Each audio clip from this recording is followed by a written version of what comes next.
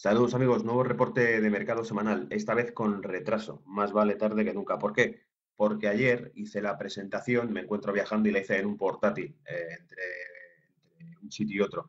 Entonces, ¿qué pasa? Que cuando traté de subirla no tenía buena conexión a internet y no pude subirla. ¿Qué ha ocurrido? Que ha habido mercados que estaban pronosticados, algún gráfico veréis, con cierta trayectoria, sobre todo, ya sabéis que últimamente hago tanto gráficos de medio y largo plazo, swing trading, con algunos intradiarios que nos permiten ver cuál va a ser el movimiento de las próximas días u horas durante la semana.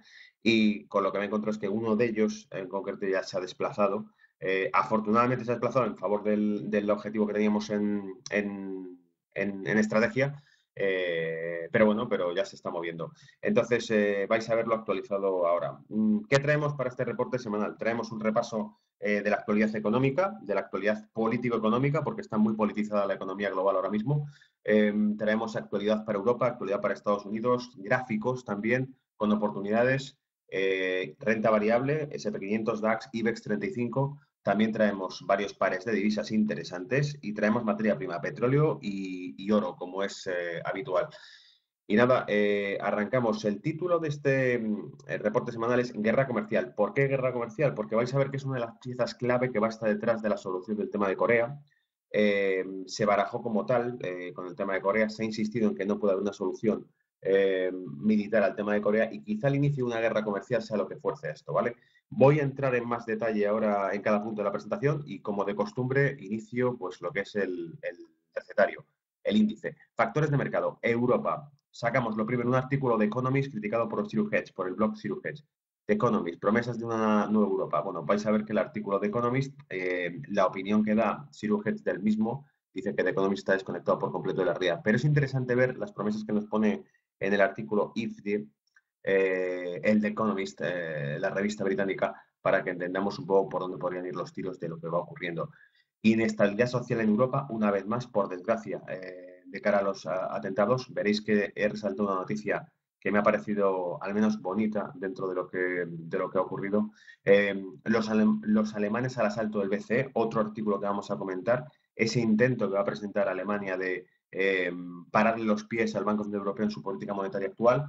El BCE se enfrenta a la realidad, Draghi cambia las leyes de la física económica. Vamos a ver un comentario que hizo Draghi en la última comparecencia de la semana pasada sobre la curva de Phillips. Veremos cómo parece que las leyes de la economía tradicional, como es la curva de Phillips, que establece una relación entre la tasa de paro y la tasa de inflación, se empiezan a invalidar de cara a la nueva realidad económica que vivimos en este siglo XXI, que es la de los bancos centrales fabricando dinero de la nada, ¿vale? Pasaré también por una cita importante que habrá de bancos centrales, que la citaremos luego, empieza esta semana, o sea que ya sabréis muchos qué cita me refiero, pero por qué creemos que es fundamental. Hablará en Alemania, hablará también Draghi y la Reserva Federal en esa cita. Estados Unidos, la administración de Trump se sigue desintegrando. Vamos a ver el despido de Bannon del viernes pasado. Vamos a ver quién es Bannon en concreto y, sobre todo, qué quiere decir que se haya ido, porque unas palabras que ha dicho horas después de dejar la Casa Blanca ha sido que va a la guerra con todo. Veréis a qué se refiere y lo que puede ocurrir en el escenario político en Estados Unidos. El contraataque mediático se aproxima. Bannon, I'm going to the war, voy a la guerra. Corea del Norte, la historia no acaba. Seguimos con la misma historia de Corea del Norte. Veremos el escenario que se barajaba a través de una matriz de riesgo en la cual, como ya hemos hecho en otros casos, como las elecciones que se hicieron en Estados Unidos o las elecciones de Francia, barajamos la probabilidad que existe para cada uno de los escenarios y sencillamente lo que tratamos de ver es qué podría ocurrir en cada uno de ellos. ¿Vale? Amenazas de guerra comercial con China es una propuesta que hizo Bannon para solucionar el problema de Corea del Norte y que, desde el punto de vista o la óptica geopolítica que utiliza brújula de mercado en los análisis y mi criterio propio, yo creo que es la única viable, ¿vale? Ya explicamos la semana pasada por qué creemos que el tema de Corea del Norte no va a ningún sitio. Eh, bueno, pues empecemos ya, que luego se hace muy largo el tema.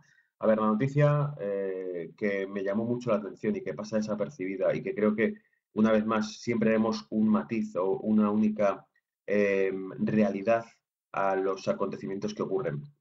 Veis en pantalla una foto en la que se ve la bandera de Hezbollah y la bandera española, Breaking News, y te dice: Lebanese forces with Hezbollah rise Spanish flag along Lebanon on Hilltop, captured from ISIS to honor victims of Cambrils.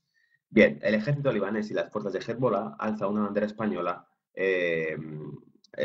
sobre una colina en el Líbano, arrebatada al ISIS, al ejército islámico, en honor a las víctimas de Cambrils. ¿Por qué pongo esta noticia? Porque de lo que nos olvidamos, y me parece que es algo vergonzoso, es que de los atentados que se están produciendo en Europa,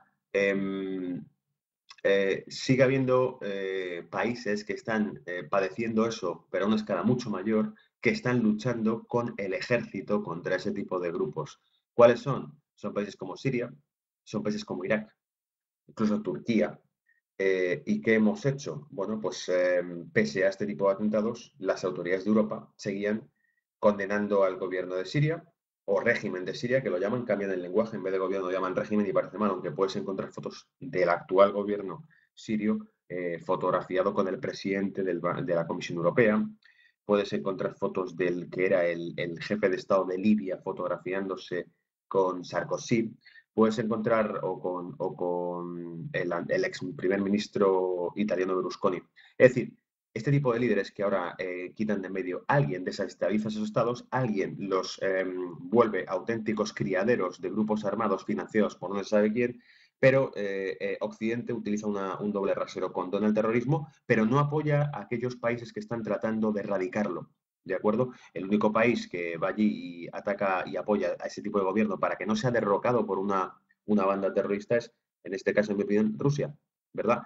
Que es la que dice, bueno, daremos apoyo a ese gobierno porque la otra alternativa o la opción es que si ese gobierno colapsa, vuelve a convertirse en otro nido más de grupos extremistas, Siria en este caso, porque Libia ya ocurrió. Yo recuerdo las palabras que hizo Hillary Clinton sobre el conflicto libio. Dijo algo así como, "We came, we show, and he died". Eh, llegamos, vimos y murió. Obviamente, he died hace alusión a Muammar Gaddafi, porque fue la visita de Hillary Clinton 2 días después, 48 horas después de que Hillary Clinton pise Libia, Muammar Gaddafi muere. Y entonces Libia actualmente es un estado fallido, es un microestado formado por facciones y grupos armados, mercenarios que alguien puso allí y que alguien no se ha llevado. Por lo tanto, me parece que es al menos interesante que demos una visión clara y honesta de ese problema, porque lo merece el ver la violencia con la que nos golpean a través de los medios, viendo que gente que no tiene nada que ver con un conflicto con intereses muy bien perpetrados a nivel mundial, padece ese tipo de consecuencias y es arrollada en mitad de la calle cuando pasea tranquilamente con familiares o con amigos. Es una vergüenza. Pero bueno, pasemos ahora al tema de mercado. ¿Cómo las élites, how the elites are divorcing from reality economies? What if? Vale, ¿cómo las élites se han separado de la realidad? El artículo de Economist, What if? Este artículo lo escribe Zero Hedge haciendo una crítica del artículo de Economist. Fijaros, empiezo leyéndolo de abajo. Todo el artículo es un ejercicio masivo de deshonestidad intelectual, ignorando o minimizando la evidencia contraria al tiempo que destaca beneficios potenciales y más bien ilusorios. Es decir, todo el artículo ignora la situación actual, todo el artículo hace alusión a lo que podría idílicamente ser. ¿Vale? ¿Y de qué habla? Bueno, pues en el artículo en concreto vais a ver que una de las cosas que habla es que Francia, las reformas que anuncia Francia a nivel fiscal, a nivel regulatorio, convertirían a Francia en un nuevo paraíso fiscal para las startups, como una nueva Silicon Valley, en donde se podrían realizar negocios de todas partes del mundo. Esto ya lo comentamos una vez que hicimos hace quizá un mes y medio, una videoconferencia a través de RT donde comentábamos que París hablaba y tomaba provecho y partida de las negociaciones británicas y de la Unión Europea, que no quería o trataba de bloquear cualquier tipo de negociación entre la City londinense y la Unión Europea para convertirse así, sacar partido o rédito de ello en posible capital financiera para Europa. No lo es tampoco la única, no es la única candidata, estaba también Frankfurt, pero lo que sí explicamos en aquel momento fue que Francia anunciaba muchas medidas de reforma que harían que fuese más atractivo el terreno parisino que lo que es hoy para un desarrollo financiero. ¿Qué ocurre? Que Reino Unido tomó esas reformas en los 80 y que Reino Unido sigue anunciando reformas. Por lo tanto, no puedo competir con eso.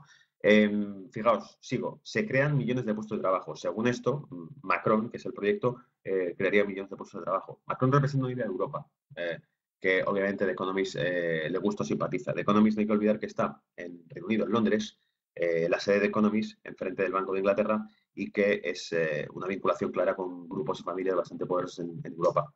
Los globalistas aún no han digerido el Brexit y la victoria de Trump, dice Ciro Hedge sobre este artículo. Dice, lo que se da cuenta es que dice, viendo el artículo, lo que está claro es que rechazan la realidad actual política y no han digerido el resultado que tuvo las elecciones americanas y la votación del Brexit. Es decir, el mundo no quiere ir hacia ese globalismo que ellos dibujan por el miedo que les trae los conflictos sociales, culturales, la guerra económica. Entre otras cosas, por citaros algo, en otro artículo también dentro de la propia revista, hablan de que qué pasaría si no hubiese fronteras, el incremento del Producto Interior Bruto Mundial de 78 trillones de dólares, de cómo los mexicanos o nigerianos podrían trabajar también en Estados Unidos y el crecimiento sería mucho mayor y la productividad se recuperaría mucho más rápido. Pero claro, de lo que no te habla y cita Zero Hedge es que ese tipo de medidas lo que hacen es incrementar o crear en exceso una oferta de empleo y tumbar por completo los costes laborales. Por eso vais a ver que está muy relacionado con lo que vamos a contar ahora, que es que cómo las leyes del mercado, las leyes de la economía se desintegran. Draghi cambia las leyes de la física económica. ¿Por qué no sube el sueldo? La reforma laboral rompe la curva de Phillips. La curva de Phillips relaciona el empleo y la inflación con una relación inversa. El débil crecimiento de la productividad y los efectos de las reformas laborales frenan el aumento de la remuneración de los empleos. El BCE también culpa al subempleo y al elevado volumen de mano de obra con poca cualificación.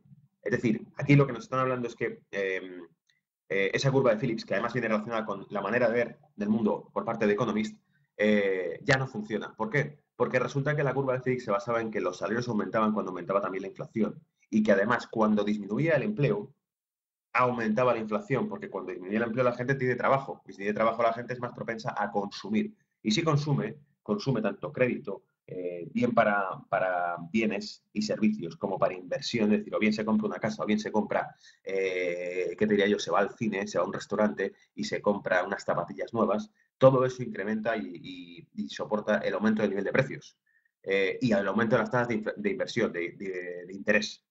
Entonces, ¿qué ocurre? Que se invalidan, ¿por qué? Porque lo que estamos viendo es que vamos hacia un nuevo estado. En el estado de bienestar sí existía una curva de Phillips que funcionaba, en el estado nuevo funciona menos. ¿Por qué? Porque las reformas laborales lo que hacen es flexibilizar el mercado de trabajo de tal manera que se adapte completamente a la demanda que hay. La demanda cae. La demanda cae. La economía actual no puede hacer frente a una economía como la economía china. No es lo mismo el coste laboral horario por hora que tiene un chino que el que tiene un europeo medio. Por lo tanto, bienvenidos a la Europa que tiene que empobrecerse para poder seguir creciendo. Esa es la frase. Bienvenidos a la Europa que se empobrece para poder seguir creciendo. Es decir, se desmantela el estado de bienestar para poder competir con las otras economías de bloque que vienen arrasando con una productividad mucho más alta porque el coste laboral es mucho menor. ¿Vale? Bien, cita de Mario Draghi a izquierda con esa cara de bonachón. La curva de Phillips para la inflación subyacente puede ser algo más plana recientemente. O sea, aquí es donde Mario Draghi se reinventa la economía y dice que, bueno, que la curva de Phillips ya no está curvada, ¿vale? Es divertido, es anecdótico y creo que interesa para que adquiramos un poco más de cultura desde Brújula de Mercado sobre la economía y cómo estos líderes que manejan el mercado, que es al fin y al cabo los bancos centrales, influyen en ella. Fijaros, un detalle más. Tenemos aquí la tasa de inflación para las potencias de Europa, Alemania 1,7, pero y Francia 0,7. ¿Veis cómo las dos potencias de Europa están totalmente asimétricas? Francia 0,7, Alemania 1,7. Paro en Alemania el 3,8, en Francia el 9,5. Es una asimetría brutal entre dos economías que son los dos pilares del euro. Por eso, da igual cómo se pongan, este proyecto tiene muchos problemas internos, es muy heterogéneo y por eso no se puede resolver de manera sencilla, ¿vale? Por eso, por mucho que nos digan que es irreversible el euro, que esto, que aquello, que todo va a ir bien, que Macron no puede hacer nada con una realidad económica como esta, porque la economía francesa es muy diferente a la economía eh, alemana actualmente, tal como está, y sobre todo es muy diferente al modelo que quieren implantar en Europa. La cuestión está en si Francia se doblegará con ese modelo y lo acabará aceptando con ese tipo de reformas. ¿Vale? Como veis, ni qué decir tiene, por supuesto, España una tasa de inflación más decente, es decir, actividad económica, pero una tasa de paro que ni se sostiene. Es aquí donde la curva de Phillips que dice Draghi está hecha polvo ya y viola la ley de la realidad, ¿vale? En el caso de España. Y en el caso de Italia, pues no anda muy lejos de eso, ¿vale? Pero bueno, España e Italia, pues ya, ¿qué te vamos a contar, no? Son otra realidad dentro de Europa. ¿Modificará las reglas del juego el BCE para seguir manteniendo activa la QE? En el pasado incrementó el límite de compras máximas sobre cada activo del 25 al 33%. En el pasado también aceptó nuevos activos bancarios como garantía de depósito interbancario para el acceso a nueva liquidez del BCE. Es decir, yo creo que sí que las modificará. No importa que se le acaben los activos que compra el BCE, porque si algo demuestra el BCE es que el BCE improvisa, es que el BCE está ahí para justificar por qué va a fabricar dinero. Entonces, lo único que tiene que hacer es seguir fabricando billetes y lo único que va a hacer es modificar los reglamentos o crear otros nuevos para justificar lo que tiene que hacer, que es seguir fabricando billetes. Hasta que el paro no se reduzca, no van a dejar de dar QE. Pusimos de ejemplo la QE americana y cómo para retirarla la Reserva Federal esperó un paro por debajo del 6,5% o como objetivo del 6,5% y una tasa de inflación estable en el 2% que tardó como un año, año y pico en estar en torno al 2%. Europa no está ahí, no está todavía ahí, tardará mucho en estar ahí, yo creo, por lo menos le va a costar un año más de estar ahí. Y por lo tanto creo que se inventarán o se reinventará algo para seguir manteniendo la QE, ¿vale? Algunas reflexiones sobre Jackson Hole, que es la cita que tenemos del 23 de agosto en Lindau, por cierto, la cita económica del 23 de agosto en Lindau también hablará Mario Draghi, así que prepararos porque todo el mundo espera el 25 de agosto, que es el viernes, en el composio que se hará en Jones Hole, la cita anual de bancos centrales, de líderes económicos y demás. Lo que veremos es que antes de ese día ya habrá un discurso de Draghi sobre la economía en Lindau, en Alemania, el 23 de agosto. Así que prepararos porque podemos ver que ya mañana algún comentario de Draghi pueda mover mercado, ¿vale? De todas maneras, creo que se estará calladito, porque como ya ha subido bastante el euro, miraremos ahora gráficos y demostraremos esto, difícil que lo suban más. ¿Por qué? Porque ya está muy descontada la expectativa que hay de un euro fuerte, ¿vale? Leo, podría haber algo más de calma en los próximos días en los mercados de lo que muchos sentían hace unas semanas. Hace unas semanas se esperaba el simposio anual de Jackson Hole como el lugar natural para que el señor Draghi señalara que el final de la QE se aceleraría. Sin embargo, una combinación de datos de inflación aún suave y el reciente ascenso del euro ha hecho improbable que este evento sea el momento oportuno. Se espera que Draghi hable en la tarde del 25 de agosto, con comentarios centrados en los temas de la conferencia. Antes de eso, no se relajen, el señor Draghi se está calentando para el viaje, hablando en el Simposio de Economía de Lindau en Alemania el 23 de agosto, y como tal, podría haber sorpresas.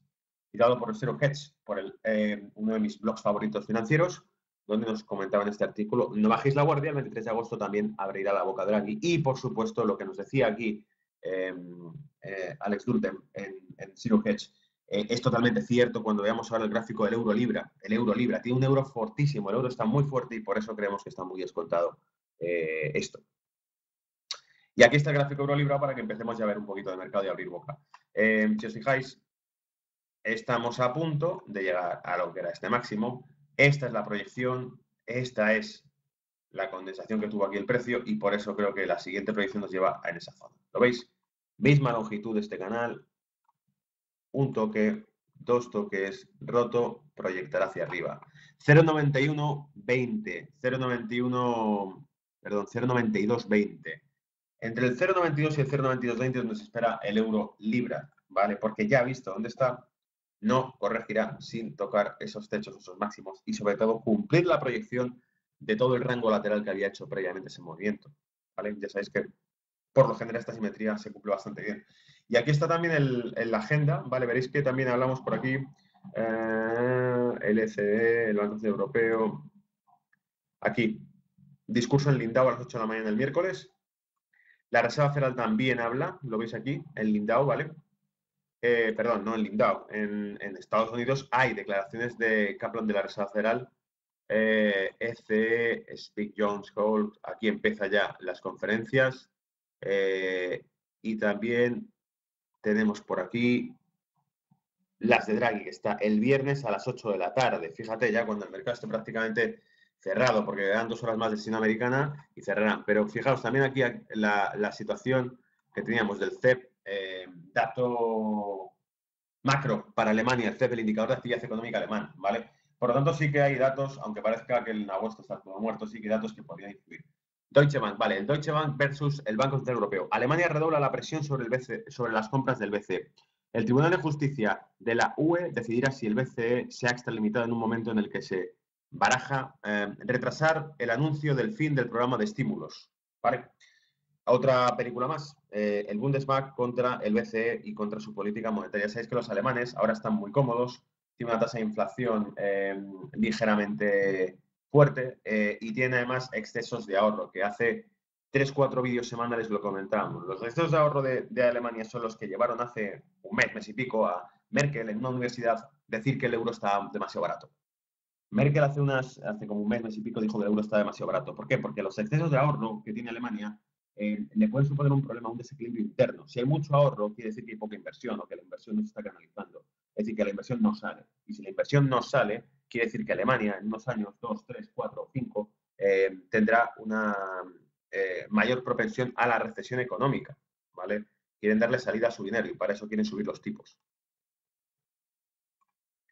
Bundesbank BCE. Esto lo traigo para citar simplemente que no es la primera vez que el Bundesbank se va por el BCE, le muerde en el cuello y no consigue ganarle. El Tribunal Constitucional alemán ha ratificado este martes, después de 3 años de proceso, la legalidad a un programa de compra de deuda del Banco Europeo para luchar contra la crisis denunciado por varios particulares. La institución alemana ha rechazado con reservas los recursos de institucionalidad planteados por hasta 35.000 ciudadanos, entre ellos prestigiosos académicos, economistas y hasta la exministra de Justicia, Erda Deublgemlein, contra el programa de compra de bonos anunciados en 2012 por el Banco Europeo para frenar la crisis de deuda de la eurozona, agravada por entonces por repuntes insostenibles de las primas de riesgos en algunos países como España e Italia.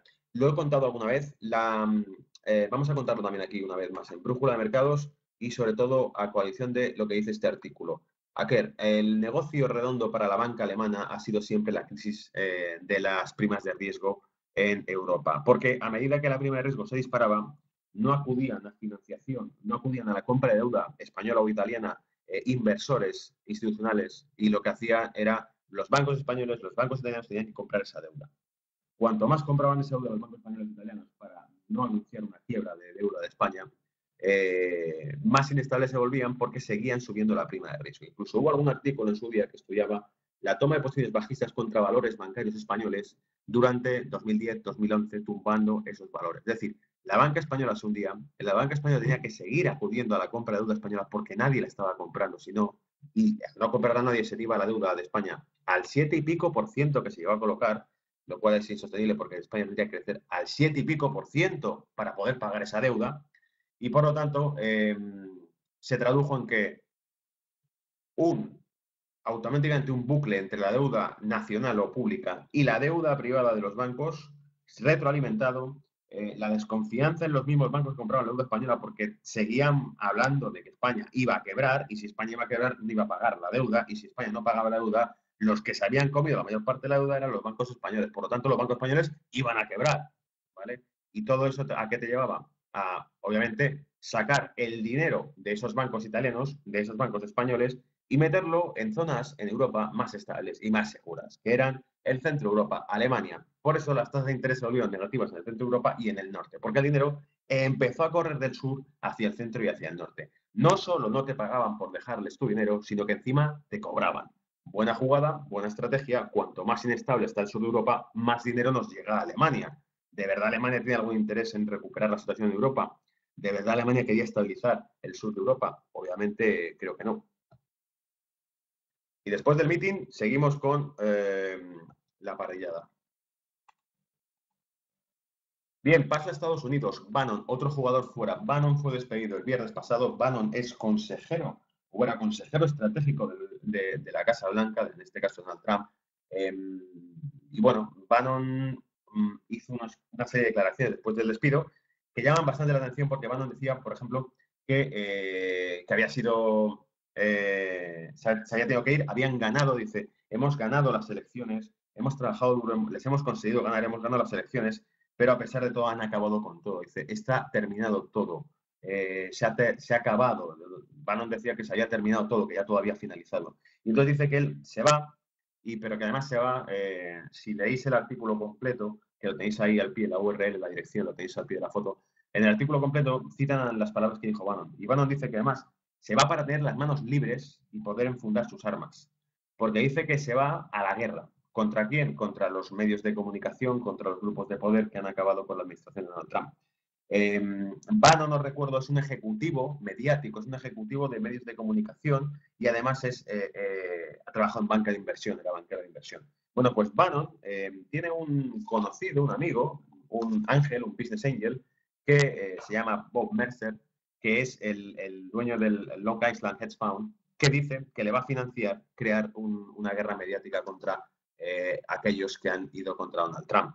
Es decir, CNN, que pasaba las preguntas, recuerdo, todo esto citaba en aquel entonces Wikileaks, que la CNN pasaba las preguntas a Hillary Clinton antes de los debates televisados para que ganase los debates, ¿vale? Entonces, evidentemente puede que sí hay algo de realidad en esa guerra mediática y entonces sí que se puede liar una auténtica batalla si es que hay dinero de por medio que pueda financiar una corriente de opinión contraria al Deep State, que lo hemos comentado en alguna ocasión, el Deep State, que dicen algunos conspiranoicos de las finanzas que existen, que es ese estado, ese deep estado profundo en Estados Unidos que está por encima de la Casa Blanca y que es el que realmente controla la política exterior norteamericana. No sabemos si es verdad o no, pero ahí está, ¿verdad? Y claro, cuando el río suena, agua lleva, ¿vale? Bueno, leo un poco las palabras que he destacado del artículo. Contrariamente a la amenaza de fuego y furia de Trump, Bannon dijo: no hay solución militar a las amenazas nucleares de Corea del Norte. Olvídenla. Hasta que alguien resuelva la parte de la ecuación, no me muestra que 10 millones de personas en Seúl no mueren en los primeros 30 minutos por armas convencionales. No sé de qué están hablando. No hay solución militar aquí. Nos tienen pillados. Bannon dijo: no podemos atacar Corea del Norte, por lo que nosotros la semana pasada ya comentábamos en Brújula de Mercados el lunes. Porque técnicamente hablando, contando con las piezas de artillería que tiene Corea del Norte y a la distancia que se encuentra Corea del Sur, borraría del mapa a Corea del Sur en cuanto caiga un misil en Corea del Norte. ¿Vale?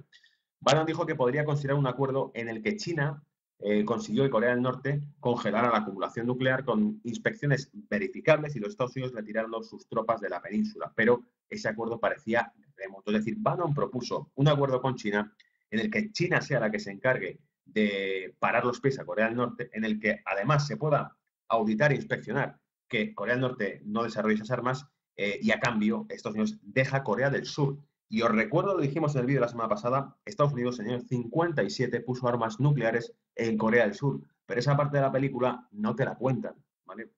Dado que China no es probable que haga mucho más en Corea del Norte y que la lógica de la destrucción mutuamente asegurada era su propia fuente de restricción, Bannon no vio ninguna razón para no proceder con duras sanciones comerciales contra China. Es decir, aquí viene la guerra comercial, ¿eh? Aquí viene el tema de la guerra comercial y por ahí saldrá. Por supuesto, la implicación es que Bannon ahora está fuera de la Casa Blanca. Las probabilidades de la guerra verdadera con Corea del Norte son sustancialmente más altas. ¿Cuánto más altas? Es decir, ahora que Bannon, que fijaos, a mí este señor no le conozco nada, pero sí que me parece algo estratégico, dice: no puedes ir a la guerra porque estoy en Seúl. Seúl, Corea del Sur, es una economía equivalente a la de Canadá. Lo dijimos la semana pasada en el estudio que hicimos, en la investigación que hicimos sobre el conflicto de Corea del Norte. Pero además que eso, dice, si presionamos a China para que China sea la que arregle ese tema, probablemente salgamos ganando, sea más fácil por ahí. Y además, si no lo hace, iniciemos una guerra comercial contra ella, de la que todos saldremos perjudicados. Pero obviamente, mejor será eso que en un conflicto armado nuclear, ¿vale? Bien, este es el escenario que nos plantean ahora que Bannon ya no está ahí. Y en ese escenario que nos plantean, nos muestran, por ejemplo, que el escenario más posible es ¿cuál? Que todo sigue como está hasta ahora y que además dentro de eso lo más probable es que nos acostumbremos a que Corea del Norte ha llegado para quedarse con armas nucleares. Va a seguir siendo una potencia nuclear, como lo es Israel, que tampoco está reconocida como potencia nuclear, no tiene inspecciones como potencia nuclear, el resto de países que tienen armas sí. Israel no, oficialmente no tiene armas nucleares, pero se sabe que sí las tiene. Solo que contra Israel no se toman sanciones. Sanciones brutales. El otro escenario más probable es que las sanciones sigan subiendo. ¿Pero por qué lo ponen como un escenario menos probable? Porque Corea del Norte prácticamente es una autarquía, está cerrada, es una economía cerrada por completo, tiene un muy poco comercio. Y entonces, claro, por más sanciones que le pongan, si ya de por sí es un país con poca actividad extranjera, con poca actividad externa o poco comercio externo, pues se puede presionar con el comercio externo, pero es una economía, o sea, con un comercio y una economía planificada, todo muy programado, muy centralizado. Entonces, ya de por sí es bastante rígido como para tratar de apretarlo más, ¿vale? Así que nada, los escenarios más probables son un golpe militar, lo veis, un cambio de régimen por unas protestas civiles, nada, todo esto ya son un poquito más rocambolescos. Entonces, lo más probable es que todo siga como está. Y aquí viene la parte que os decía que va a la guerra. Steve Bannon plots Fox News competitors as he goes to the war with globalists. Va a la guerra contra los globalistas. Inmediatamente después, voy a leerlo en inglés porque si no, no me acuerdo lo que dice y luego os lo digo en castellano. Immediately upon announced his exit from the White House last Friday, Steve Bannon hosted a number of interviews in which he made very clear that he was going to the war with everyone, from Congress to the mainstream media and even globalists working in Trump's White House. Now we learned via Axios that part of that war effort made included a brand new cable news network to the right of the Fox News.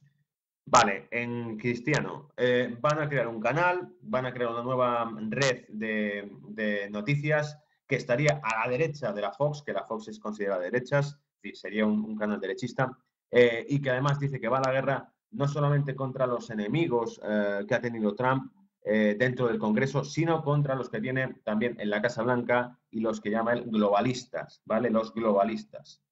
¿Okay? Esto se parece mucho al discurso de la Segunda Guerra Mundial, antes de la Segunda Guerra Mundial, cuando eran los internacionalistas, ¿vale? Y nada, último artículo que destaco, y ya con esto hemos conseguido mucho rato, pero vamos a hablar de gráficos rápido, lo haré ligero, ¿vale? Wall Street Journal, en Wall Street Journal nos hablan de un artículo curioso, muy curioso, porque dice que a 80 pies bajo el suelo de Manhattan se encuentra la Reserva Federal protegiendo 6.200 toneladas de oro. Y dice, o no, dice en el artículo, dice, o no. ¿Por qué? Porque luego nos cita. Y esta es la parte que me ha encantado porque esta idea la hemos tenido siempre en la cabeza y más de una vez me habéis escuchado en cursos, en seminarios, en conferencias, en vídeos.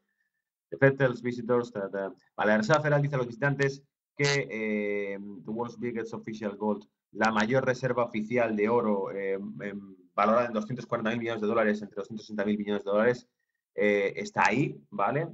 Pero nadie, not at all, can be sure that the gold is really there. Nadie puede estar seguro que el oro está realmente ahí, excepto los empleados de la Reserva Federal que tienen acceso. Dijo Ronan Mainley, the precious metal analyst and gold, un analista de oro, de metales preciosos, para Billionaire Star en Singapur. En Singapur, por supuesto, de ahí viene el comentario desde Singapur, porque Singapur, os recuerdo, es el que quiere lanzar el lingote de oro cotizado en yuanes que acabará con el dólar, ¿vale? O que al menos le dará una puñalada mortal al dólar. If it is all there, he said, the central banks has never in its history provided any proof. Si de verdad está todo el oro ahí, el Banco Central nunca ha dado en toda la historia una sola prueba de ello. Mr. Bailey is among gold aficionados who wonder if the bank is hiding something about what is hidden. Es uno de los seguidores de oro que especula sobre si el banco esconde algo de lo que realmente está escondiendo algo. Vale, calendario de la semana teníamos aquí a Draghi para el miércoles, las declaraciones de Draghi que hará, que ya hemos citado en cuándo serán. Tenemos también, además, por aquí el PIB trimestral británico, que puede también afectar, PIB de Alemania, que también podría afectar al euro, fortalecerlo. Ya sabéis, datos malos para Europa significan que el euro se enfría porque está muy caliente. Para Reino Unido, más bien esperaríamos datos positivos porque la libra sí está cogiendo terreno contra otras divisas. Lo comentamos hace 2 semanas, la semana anterior también, patrones alcistas en libra contra dólar, ¿vale? Y las declaraciones del viernes de Draghi, que es ahí donde se puede mover también el mercado. Entonces, bueno, nunca sabemos realmente, pero estos son los eventos de más volatilidad para esta semana. Ignorad el resto y prestar atención a esto por lo que pueda pasar. Y vamos a divisar rápidamente. Índice dólar hecho polvo, lo veis, muy, muy bajo. No termina de rebotar alcista y está comiendo suelo, está lateral, toda una franja lateral. En vela semanal, en el largo plazo, si cambio a corto plazo, me encuentro con este rango alcista que se ha visto, pues que se ha dado la vuelta. Probablemente lo que vemos que venga hacia esta zona de aquí, ¿vale? Pero eso no quiere decir que consolide. Ahora, por lo menos lo que hay es mucha base en velas semanales para que esto pueda retomar, ¿vale? Entonces, ¿qué puedo hacer? Te puedo hacer un doble sobre aquí y sigue incrementando. Pero bueno, si seguís el índice dólar, yo lo que sería es, bien, espero este repunte, aprovecho para hacer alguna posición fuerte que tenga en dólar, con este repunte que probablemente se haya producido ya en las siguientes horas. Y si entramos en el canal, me volvería a fijar otro objetivo aquí, en esa zona de 50%, porque vemos cómo se apoya aquí, por lo tanto el precio va a condensarse en esta zona o condensarse en esta otra, ¿vale? Intradiariamente, es decir, las próximas horas durante esta semana. ¿Qué más? Eso influirá en los siguientes pares. El euro-dólar. El euro-dólar, veis cómo hace lo mismo que el índice dólar. Se empieza a quedar aquí lateral y que no termina de corregir. Bueno, ¿ha dado por finalizada la corrección del euro? Yo diría que no. Yo diría que al menos con una ruptura como esta, por lo menos un pullback tendría que tenernos por aquí, ¿vale? Pero en esa estoy esperando a ver si se ocurre o no. Y desde luego ahora, en el corto plazo, ahora lo veréis, el gráfico del euro dólar sí que te muestra algo de debilidad. Esto desde luego no tiene pinta alcista, ¿vale? Aquí estaba anoche. Aquí cuando hice el reporte semanal lo tenía aquí anoche, pero claro, no pude publicarlo. Entonces, ahora, esta mañana, lo que he hecho ha sido actualizar gráficos. Y esta mañana, fijaos dónde está. Ya entra en esa zona, ¿lo veis? Ya entra en esa zona, ha hecho toda esa bajada y ahora se está apoyando en esta zona de aquí, ¿lo veis? En esta pasarela de aquí, que además se apoya la media de 55 también. Entonces, aquí puede que haga otro repunte más y que esté cogiendo esta dirección alcista, ¿vale? Pero lo principal es que tiene esto por encima, difícil de romper y que mientras no se rompa, a donde puede dirigirse es hacia acá, ¿vale? A toda esta bajada. ¿Okay? Así que nada, estaremos expectantes, pero lo que se espera es que siga corrigiendo, como he dicho, que haga una corrección real y que el euro se debilite. Vale, sigo y me encuentro euro-libra, ya lo hemos comentado antes, habéis visto, el euro, si sigue fortaleciéndose contra la libra, pues irá por ahí.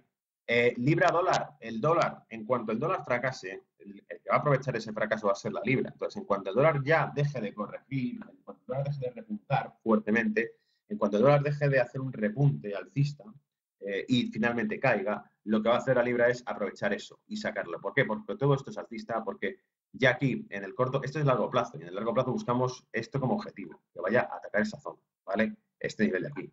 Pero es que una vez que lo rompa, se irá hacia el máximo, ¿vale? Hacia esta zona. ¿Ok?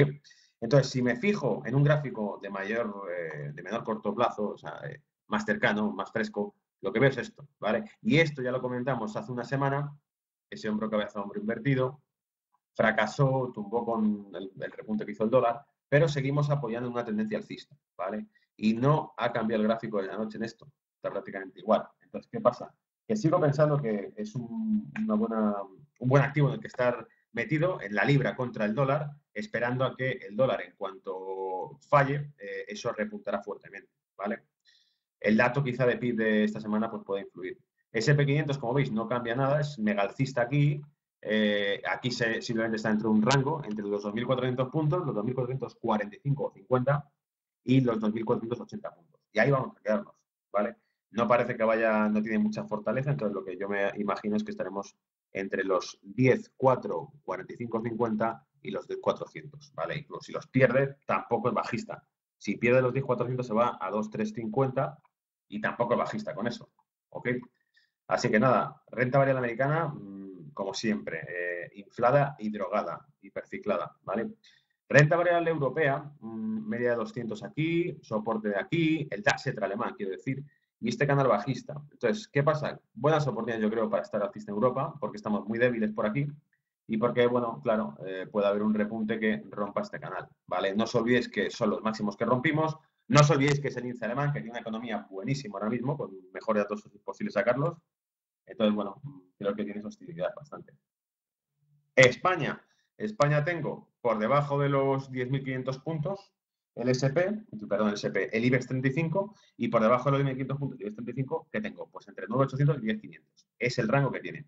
¿Qué es más probable? Que lo voy a corregir hacia los 2.000, 10.200 puntos y se apoye directamente. Pero mientras no lo vea por encima de 10.500, no me llama la atención. Y en todo caso, lo que hago es aprovecharlos y bajadas, ¿vale? ¿Para qué? Para buscar esos 9.800. Materia prima, el oro. El oro tiene ese rango que ya se está quedando ahí, ¿lo veis? Entonces, ¿qué puedo hacer? Si finalmente hace ese pullback fuerte el euro dólar, veremos que el oro tira para acá, pero en cuanto el dólar fracase en ese repunte, lo que va a hacer el oro es buscar ese objetivo de $1.350 la onza, ¿vale? Entonces, estamos con el oro como una estrategia de cobertura. El oro nos va a cubrir las espaldas. Si el dólar fracasa tratando de recuperarse, el oro va a repuntar fuertemente porque ya está en la frontera. El oro está a punto de romper los 1.300. Y si rompe los 1.300, proyecta hacia $1.350 la onza. Y si no lo hace, sencillamente va a enfriarse hacia 1.250 o 1.200. Es decir, si nuestro escenario de recuperación del dólar fracasa y ese escenario se va a cumplir en unas pocas semanas o no ocurrirá, es decir, tiene que pasar será lo que el dólar se va a debilitar, pero lo que esperamos que antes de que lo haga, nos dé un repunte del dólar. Y ese repunte nos traerá para abajo el oro hacia 2,450 o hacia 1.200. Si el dólar fracasa en su repunte, nos proyectará el oro hacia 1.350 dólares la onza. ¿Vale? Eso es todo. Ha sido largo, pero espero que os sea productivo y os haya gustado el reporte de esta semana. Lamento haberlo publicado un poco más tarde. ¿Vale? Un abrazo a todos.